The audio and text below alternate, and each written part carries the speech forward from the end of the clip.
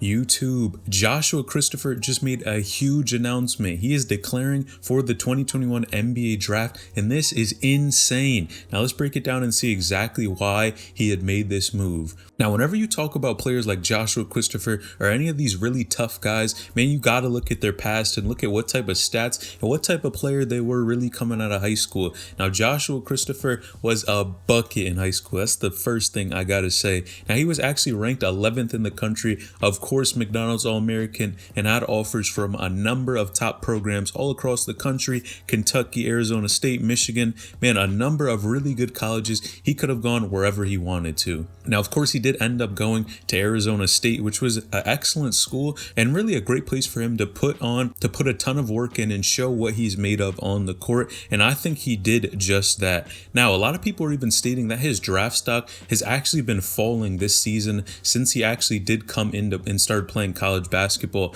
And that is insane to me. Now, he was about 6'5", 215, and back in high school, he was averaging 30 points per game. Now, if you guys don't know, that's tough. Averaging 30 points per game and really going out there and getting buckets, especially where he was playing at Mayfair Academy, which is a great school. He was playing with Dior Johnson at a time. Man, that is insane, and those are putting up some crazy numbers. Now, even in EYBL, he was averaging 20 points per game, and you guys know I say this every single time. If you are playing well in EYBL, there's no one that can't tell you you're not a really good player. You're playing against the top competition there. If you're averaging 20, man, you got to give it to him, and clearly he is a solid player on the basketball court. Now, in college, he was actually averaging 14 points per game, 5 rebounds per game, and 2 assists per game, and his team actually went 11-14. Now, this is not the best record in the world, of course, but Joshua Cristopher really demonstrated why he's such a great player. He got a ton of minutes at Arizona State and really made his mark on the game and showed why he could play with the best. And when I even saw him playing, when he came into the games, he looked so confident and looked like he was really ready to play at this level. A lot of times when you see other freshmen or other people come into the game, they don't always look like they're really 100% prepared to play at this college level, but I think he really made such a smooth transition, and it's time for him to go to the league. It would be a shame if he stayed more than 1 year at Arizona State, just because I think he's personally ready to go to the next level. He's demonstrated it at this college level, and I want to see him eat at the next level. Now, some interesting reports had come out about Joshua Cristopher, and this is insane. Now, take a look at Joshua Cristopher. One, he has a pretty good shot at getting drafted. Of course, he's played very well, but a lot of people were even saying, and even on the internet were saying, that Brandon Boston had a higher draft stock than Joshua Cristopher, and I think that's insane. The way that Joshua Cristopher came into the game and really dominated, showed what he was made of on the court, and he was comfortable. I've seen him play a number of different times, and he really came on the court and seemed confident guy and seemed like he was ready to go. Where you have Brandon Boston on the other hand, which I find it hard. A lot of times there were games where Brandon Boston did not play as best as I thought he could have. Both these guys have a ton of skill, but I personally saw Joshua Cristopher playing a lot better than Brandon Boston. Joshua Cristopher really had an edge to him and loved to attack the hoop and really get after on the court. He was aggressive and took those type of actions. Like I always say, it's the mindset that really matters at the end of the day. If you're not aggressive on the court and going after what you want, man, you're never going to make it. And Brandon Boston showed at times where he really wasn't as aggressive and more passive on the court and let the game come to him, which can work to your benefit at times. But personally, at Kentucky, I don't think it worked out for him the best. Now, of course, both of these players are declaring for the NBA draft, and I think they're going to get drafted, but personally, I see Joshua Cristopher doing better at the next level than Brandon Boston, just because Brandon Boston seemed like he struggled a lot more in college than Joshua Cristopher. So it doesn't really make too much sense how Brandon Boston could actually have a higher projection than Joshua Cristopher. But at the end of the day, you never know until those stocks, until they're actually drafted on draft night. But they are two excellent players, and I think it's a great move that Joshua Cristopher decided to put his name into the draft. I think he's going to get drafted, no doubt, and especially his build as well. He is a solid dude, weighing over 200 pounds and being around 6'4", 6'5". I think he could hold his own at the NBA for sure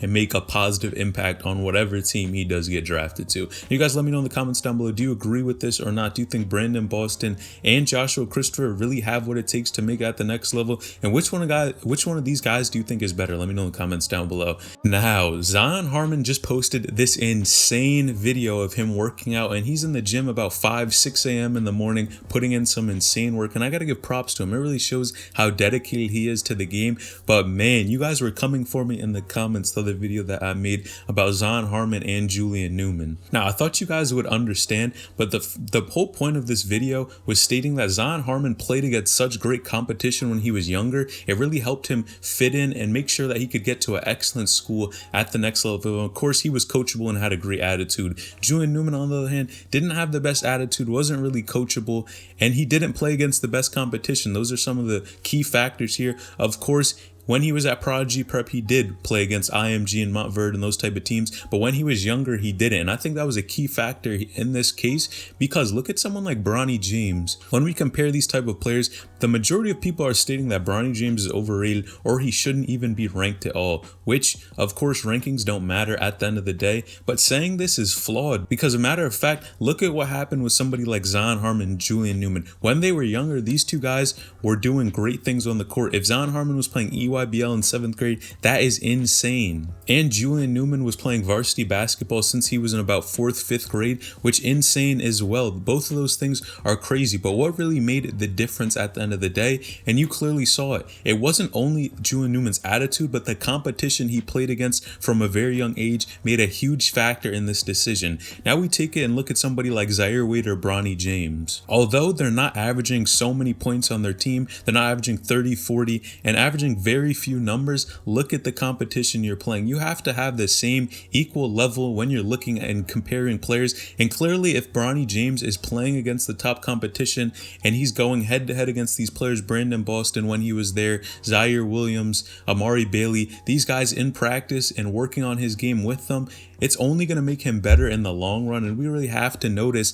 that Bronny James, if he's playing against these guys, man, it is going to be a scary sight when he does start really eating on the court and people stop calling him overrated. I think that's ridiculous at this point because you have to look at the comparisons. Now, of course, Bronny James is going to have that type of name just because of his last name, but you can't run from that. Being the son of an NBA player, of course, you're going to have a name and people are going to compare you to your father, and there's no getting away from that, which, of course, these are high expectations we hold. But man, at the end of the day, since Bronny James is playing with such great competition, man, I see this dude eating in the future. Somebody look at somebody like Mikey Williams, for instance. Although Bronny is not averaging points like Mikey Williams or even DJ Wagner, man, I still think in the future Bronny James will be able to hold his own, and I think he has the opportunity to be a really great player if he stays in the gym, continues to put in that work. And man, I think it is going to be a scary sight, especially if he gets taller. A lot of people really don't know Bronny James' specific height as of right now, but it definitely seems like he's grown. And even somebody like DJ Wagner, look at how far his game has come, and especially when he grew taller to around 6'5" as of right now, look how good of a player we really see him as, and he hasn't dropped rankings, man. I think Bronny James is only going to develop into a monster in the very near future. But you guys let me know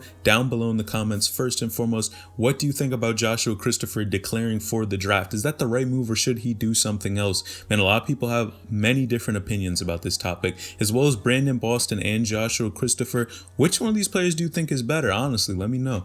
And lastly, Bronny James, what do you think about his ceiling potential? Is he really that good of a player? Does he have that potential, or are we just overhyping him just because of his last name? Let me know in the comments down below. Make sure you like this video, subscribe to the channel, turn on post notifications, and get a notification every time I upload a new video. Salination, I'm out.